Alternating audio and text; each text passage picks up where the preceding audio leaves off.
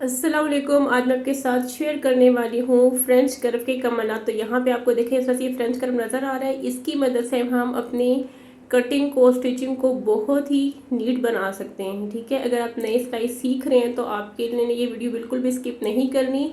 इस सिंपल से टूल की मदद से आप अपनी कटिंग को प्रोफेशनल टेलर की तरह बना सकते हैं। ठीक है, तो आसानी के साथ आपको ये 250 से 300 की रेंज में मिल जाएगा। मैं 250 का परचेज़ किया था 1-2 साल पहले। अब आप देख लें, अगर आपको कहीं से नहीं मिला तो आप इसको दराज से आसानी से ऑर्डर कर सकते हैं। ठीक है, तो अब इसको हम कहाँ कहाँ पे यूज़ कर सकते हैं। जो मेन मसला होता है ना नई सिलाई सीखने वालों के लिए, बिगनर्स के लिए, वो होता है कंधे की कटिंग और स्लीव की कटिंग। तो यहाँ पे पहले कंधे के लिए हम क्या करते हैं, शोल्डर का मार्क करते हैं, उसके बाद से स्ट्रेट लाइन को ड्रॉ करते हैं और यहाँ पे ये चेस्ट लाइन के लिए मार्किंग कर लेते हैं। अगर आपकी शर्ट की कटिंग यहाँ से सही होगी तो आपकी शर्ट की फिटिंग परफेक्टली बैठेगी, किसी किसी का खिंचाव शर्ट में नहीं आएगा।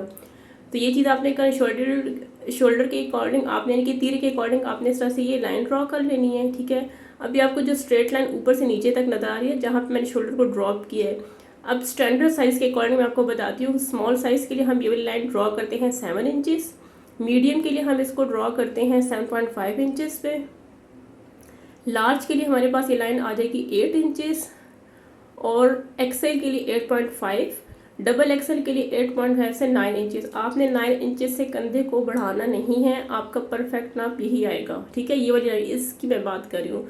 शोल्डर को आपने ड्रॉप कर लेना है, ड्रॉप करने के बाद हमने ये वाली लाइन साइज़ के अकॉर्डिंग ड्रॉ कर लेनी है जो आपका साइज़ होगा। इसके बाद आपने चेस्ट लाइन के लिए इस तरह से मार्किंग करनी है। तो जितना आपके पास चेस्ट है उसका आपने 4th पार्ट लेना है और यहाँ पे आपने चेस्ट के लिए मार्किंग कर लेनी है। इसके बाद आपने फ्रेंच कर्व को रखना कैसे, देखें, ये समझने वाली चीज़ है। अब नीचे जो आपके पास चेस्ट लाइन की मार्किंग है ना, वहाँ पे आपने स्केल को सेट करना है इस तरह से, ताकि जो इसकी गोलाई वाला पार्ट है ना ये लाइन से नीचे ना जाए। इस तरह से आपने स्केल को नहीं रखना। देखिए मैं आपको दिखाती हूँ, ना ऊपर ना नीचे, बिल्कुल जहाँ पे आपके पास ये स्केल टच कर रहा है पॉइंट को, चेस्ट लाइन की मार्किंग को, वहाँ पे आपने सेट करना है। और यहाँ पे ऊपर वाली साइड पे भी आपने इस तरह से रखना है। जहाँ पे दोनों लाइन को क्रॉस करे वहीं पे आपने इस तरह से मार्किंग कर लेनी है। ये देखिए, बस आपको सही तरीके से ये रखना आना चाहिए। तो अब देखिए, ये गोलाई जो नई सीख रही होते हैं ना उनसे बिल्कुल भी अच्छी नहीं बनती। तो आप इस सिंपल टूल की मदद से इसको बना सकते हैं। ये हमारे पास बैक साइड की मार्किंग आ जाएगी। शर्ट में जो हम बैक साइड की कटिंग करते हैं आर्म होल की, कंधे की, ये वो आ गई। अब इसके बाद फ्रंट साइड की करनी है। तो जो सीधी लाइन मैंने ड्रॉ की थी वहाँ से आपने 1 इंच अंदर को एक मार्क लगाना है और यहाँ पे आपने ड्रॉ कर लेनी है इस तरह से तिरछी लाइन। तो पहले मैं ये 1 इंच वाली ड्रॉ कर लूँ। ठीक है, डी आपने इसको 1 इंच अंदर की तरफ रखना है और यहाँ पे आपने एक तिरछी मार्किंग कर लेनी है, तिरछी लाइन को ड्रॉ कर लेना है। ये देखें, ये आपके पास फ्रंट साइड की कटिंग है जो कि डीप होती है as compare to back side. अब उसी तरह से आपने यहाँ पे भी फ्रेंच कर्व को सेट करके रखना है। ये देखें, ऊपर वाली लाइन को देख लें, नीचे वाली लाइन को देख लें, इसके गोलाई का पार्ट बाहर को ना निकले लाइन से, और यहाँ पे आपने इसकी मार्किंग कर लेनी है। तो ये आपके पास आ जाएगी फ्रंट साइड की डीप कटिंग आर्म होल की। देखिए कितने सिंपल से मेथड से आप आर्म होल की कटिंग कर सकते हैं फ्रेंच कर्व की मदद से। ये बैक साइड की आ जाएगी और दूसरी हमारे पास फ्रंट साइड की आ जाएगी। अब इसकी शेप देख लीजिए कितने अच्छे से आई है हमारे पास।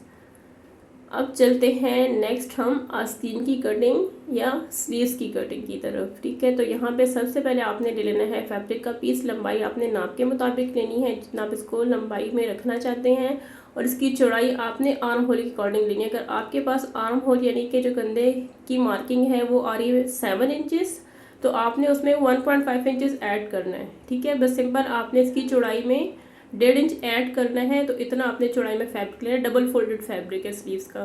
तो यहाँ पे अगर 7 इंचज़ आपके पास आर्म होल है तो आपने यहाँ पे फैब्रिक चौड़ाई में लेना है 8.5 इंचज़, 1.5 इंच आपने एक्स्ट्रा लेना है।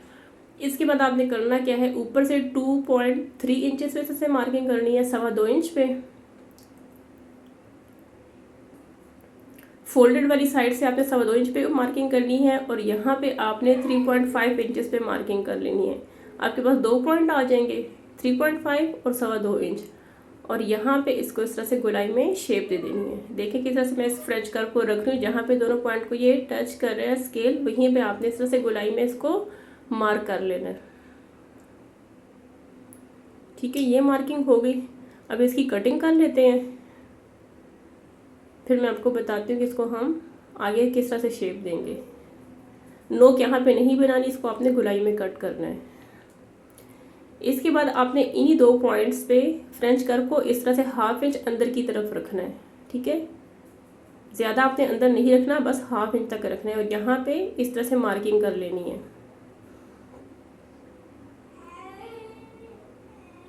और यहाँ पे इसको शेप दे देनी है। ठीक है, नोक आपने नहीं बनानी, इसको आपने गोलाई में शेप देनी है। जो ऊपर 2.25 इंच वाला पार्ट है, यहाँ से आप इसको इस तरह से गोलाई दे दें।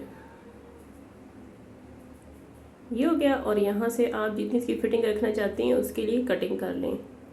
अब देखें, आस्तीन की कटिंग कंप्लीट होगी। फ्रंट साइड को हम डीप करते हैं, यानी कि उसको छांटते हैं, तो 1/2 इंच तक आपने इसको फ्रंट साइड को डीप कट कर लेना है। जिस तरह से हम आर्म होल फ्रंट साइड की डीप कटिंग करते हैं, इसी तरह से हम आस्तीन की भी फ्रंट साइड से थोड़ी डीप कटिंग करते हैं। ये देखें, तो यहाँ पे देखें फ्रेंच कर्व की मदद से आस्तीन की कटिंग कितनी आसानी से होगी, शेप भी परफेक्ट है। ये अब नेक्स्ट है नेक लाइन की कटिंग, सिंपल और बेसिक राउंड नेक लाइन। ठीक है, ऊपर से चौड़ाई मैंने 3.5 इंचेस रखी है, डीप इसको मैंने रखा है 7.5 इंचेस और यहाँ पे आपने इस एक चौकोर शेप बना लेनी है। चौड़ाई 3.5 इंचेस और गहराई इसकी रखी है मैंने 7.5 इंचेस। यहाँ पे थोड़ा सा चौकोर शेप बना ली। अब इसके बाद आपने करना क्या है, इस तरह से इसको रखना है जिस शेप को, और यहाँ पे इसका आपने हाफ ले लेना है। इस लाइन का हाफ ले लिया और नीचे से आपने 1 इंच मार्क करना है इसकी चौड़ाई वाले पार्ट में। अब यहाँ पे इन 2 पॉइंट्स पे फ्रेंच कर्व को सेट करना है। जहाँ से ये लाइन को टच कर वहीं पे आपने फ्रेंच कर्व को सेट करना है और यहाँ पे इस तरह से ड्रॉ कर लेना है इसको, जिस तरह से फ्रेंच कर्व की शेप आ रही है। अब इसकी कटिंग कर लेते हैं। अभी कटिंग करने के बाद मैं आपको दिखाती हूँ कि इसकी कितनी परफेक्ट शेप आई है राउंड नेक लाइन की। तो फ्रेंच कर्व की मदद से देखिए, आप कंधे की भी आसानी से कटिंग कर सकते हैं, नेकलाइन की भी कट कर सकते हैं और आस्तीन को भी कट कर सकते हैं। तो यहाँ पे देखें कितनी परफेक्ट राउंड नेकलाइन हमारे पास कट होगी। तो यही थी आज की वीडियो को लाइक करना ना भूलिएगा। मिलते हैं नेक्स्ट वीडियो में, तब तक के लिए अल्लाह हाफिज़।